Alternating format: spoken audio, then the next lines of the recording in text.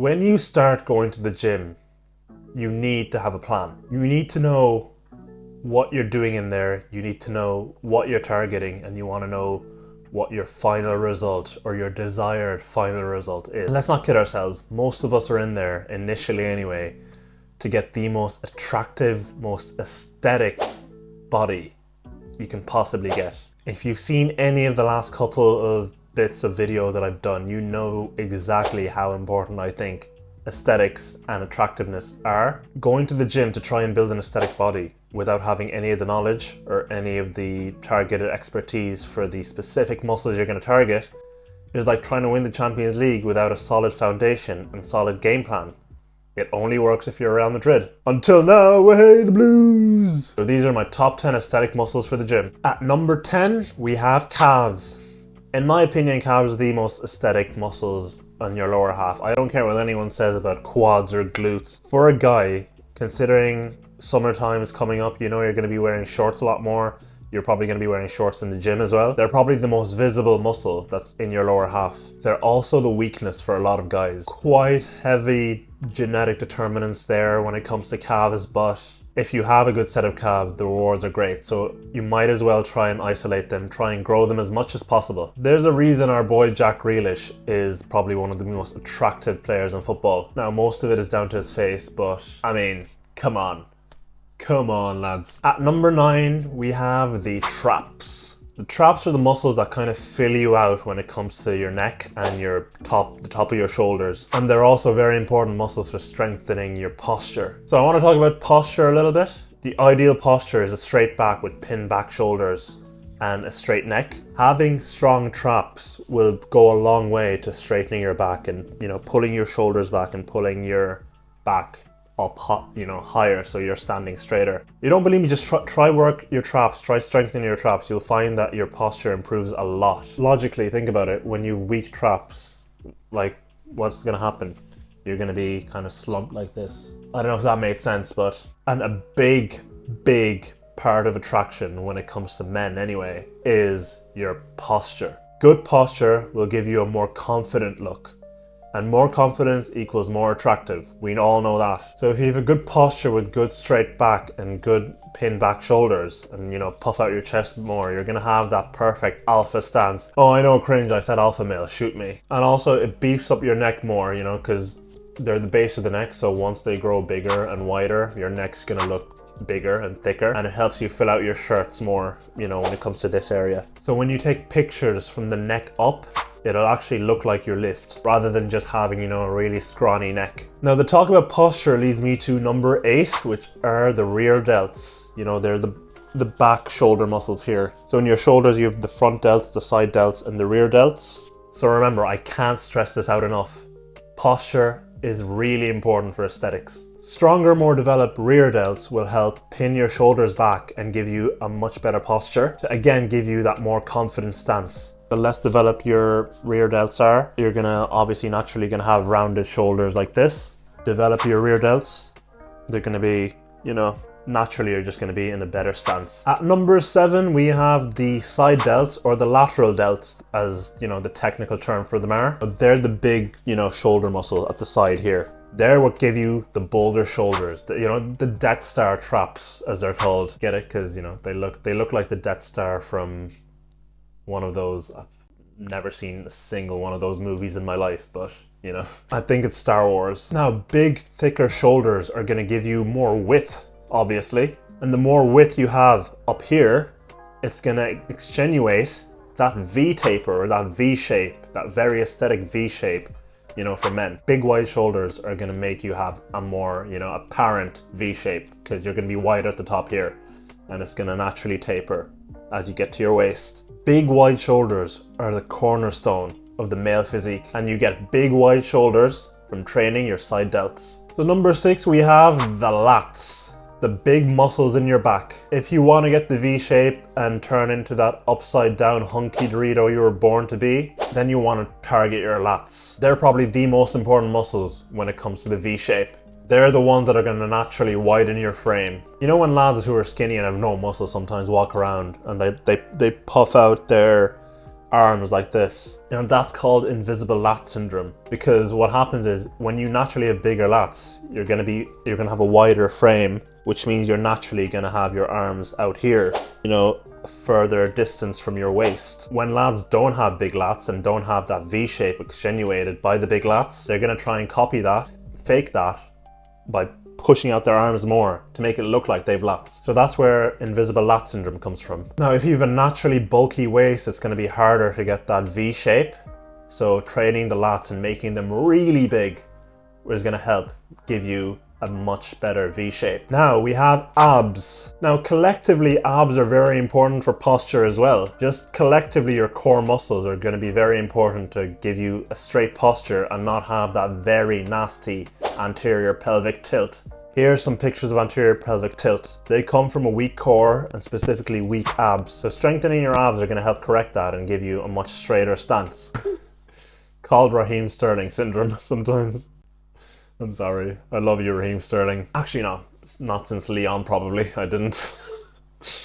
The way that I divide them up is in 3 divisions. So you've the 6-pack abs, you've the obliques, and then you've the lower abs. The 6-pack abs, I mean, their aesthetics are very self-explanatory. At this stage, I think you all know why they're aesthetic. However, with the lower abs, if you develop your lower abs and develop your obliques, that's going to give you that very aesthetic V-cut down at the bottom. You know sometimes how lads have that V-cut down at the bottom that looks like a path that's leading to the, you know, holy grail? That comes from obviously being lean as fuck, but also from really, really popped out lower abs and obliques. Now, number 4, I want to talk about specifically the upper pecs. Now, you have your upper, middle, and lower pecs.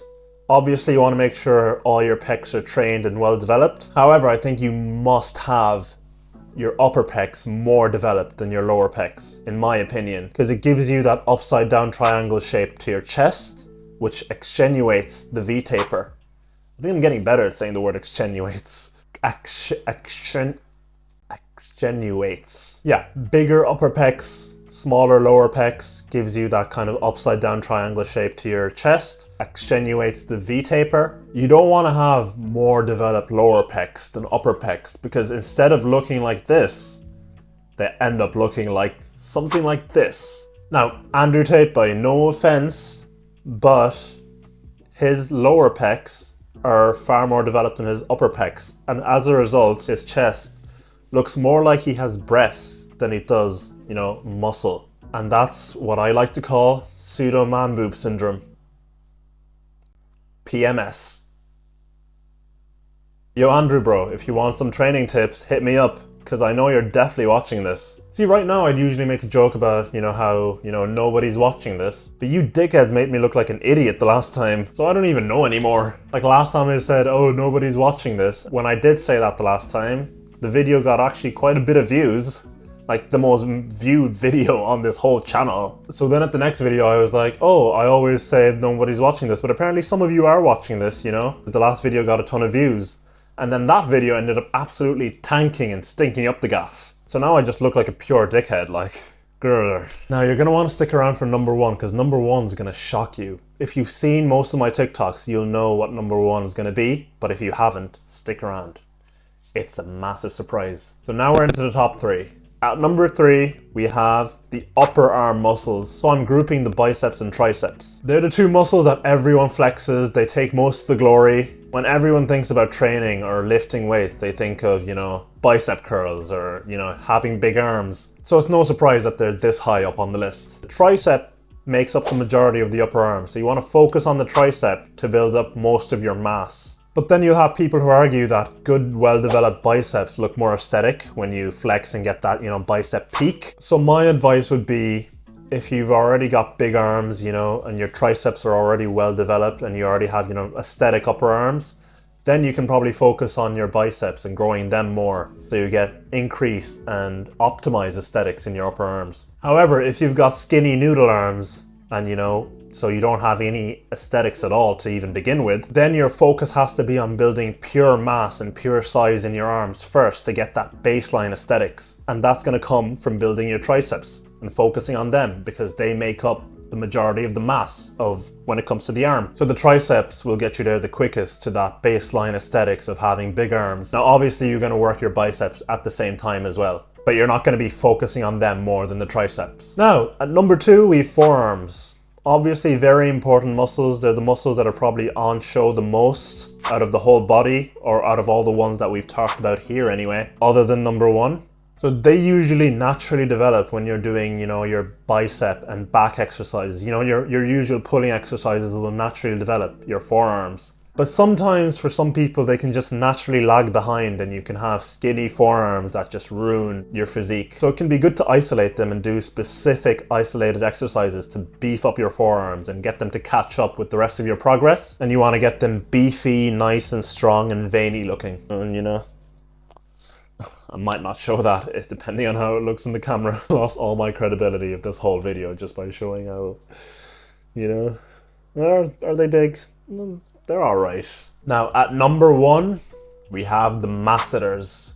Yes guys, unfortunately, even with all the time you spend in the gym, your face is still the most important factor of determining your attractiveness. There's often very little you can do to change it, but one of the few things you can do to change it is developing your masseter muscles. Your masseter muscles are your jaw muscles here.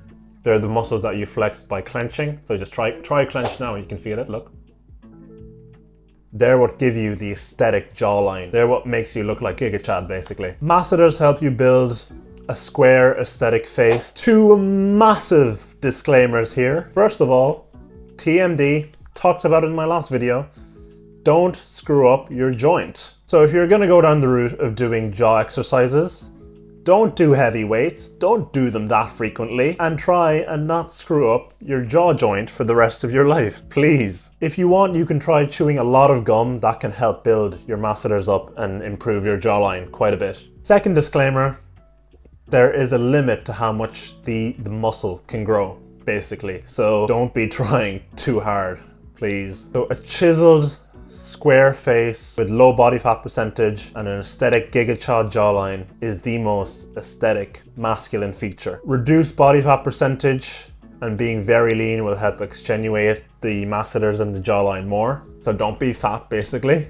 But there is some success in how much they can be developed and how much they can improve someone's looks. Look at this guy and this guy. The real life Giga Chad. I think his name's Ernesto or something like that. He would be proud. So if you're new to the gym, you haven't been to the gym before, you're looking to start this, I hope this can be a good framework and a good, you know, starting guide for you. I want you to, if you're new, or if you've started but don't have much of an idea, I want you to incorporate the muscles that I've said here and build a proper, you know, well planned, have your entire workout planned, you have your entire week planned, you know, have a proper routine based on the muscles that I set to target here. Like this video and I'll do a video talking about the actual exercises you can do to help build these aesthetic muscles. Now, a person's genetics, yes, before any black pill losers come in and try and comment on my video, yes, the person's genetics can, you know, impact which muscles develop how quickly and which muscles develop better than the others. But like, then just tailor your program to work harder on the muscles that are harder to develop for you. It's not that hard, really. And yes, sometimes you can be a hard gainer and you can struggle to actually build serious mass. I've talked about being a hard gainer in, you know, one of my videos. I'm gonna put a card for it here. Yeah, being a hard gainer sucks sometimes, but you will still make significant improvements regardless. You might not be a massive steroid head ever, unless you actually take steroids. Like, you might never end up looking like Sean Fitz or Jeff Nippard, but any training is gonna help build you up to a certain level, which is gonna be very good, and it's gonna be probably still in the top 20% of the population. So remember, it's always worth it. Thank you for watching. Like and subscribe.